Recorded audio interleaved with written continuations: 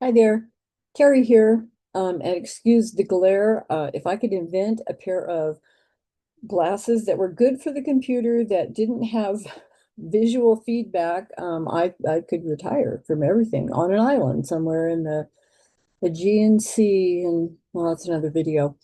This is for all you guys who have decided to not practice breathing before you practice or before a test. It's for all of you who've decided that you don't need a routine before you go into a test. It's for all of you who think you can just show up and do nothing different and have the anxiety just magically be gone. So this is for you. Here's just one little tidbit. Did you know that, when we're trying to take a test, we're trying to get human speech, which is kind of the middle of the spectrum. There's real high decibel sounds, there's real low ones, and human conversation is in the middle. So when you're being dictated material in a test, your brain, your ears, you are focusing on all those sounds in the middle. Now, guess what? When your body feels anxiety, tension, stress, tightening, nervousness, guess what happens? There's a part of your system that says, oh my God, we've got to be on the alert for something that's a danger because I can feel it rising in this person's body. So it starts listening for the high sounds and it starts listening for the low sounds. And you know what it does while it's doing that? It narrows the part in the middle where all the human voices are. I'm missing small letters. I'm getting confused. I dropped and I can't figure out when to jump back in because the words all sound wonky. Yeah, that's why. That's why. So, gosh, I don't know. What could we do?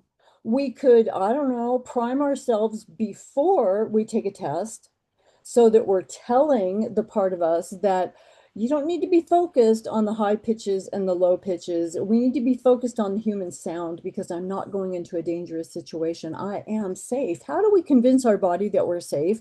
By practice and routine, because practice and routine is how you got to be anxious before taking a test. It was a practice thing that started a long time ago, that every time something is perceived to be a possible danger, your body goes into protection mode. It goes into anxiety mode. You're going to love this. I did a strategy call with somebody, God forgive me if you're watching, and with somebody who said, oh, I don't get anxious before tests, but the reason I'm calling you is because I have panic attacks while and before I'm taking a test.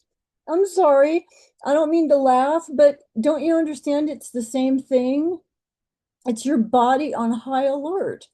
It's not test anxiety. The test has never reached out and slapped you upside the head, given you a bloody nose and bruises, and given you physical damage.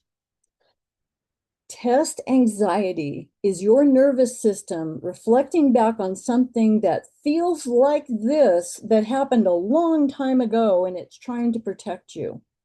And so if you don't have a practice, a procedure, a routine, a habit, if you don't have a programming before you go into a test, and I mean every single time you sit down before your equipment, even if it's just 5 minutes, if you don't have that set up in place over and over and over and over again, then you're going to default to the program that is laid down the deepest, which says tests are scary, tests are awful, tests feel bad, tests are usually fails, and let's go let you try to pass this one. I dare you.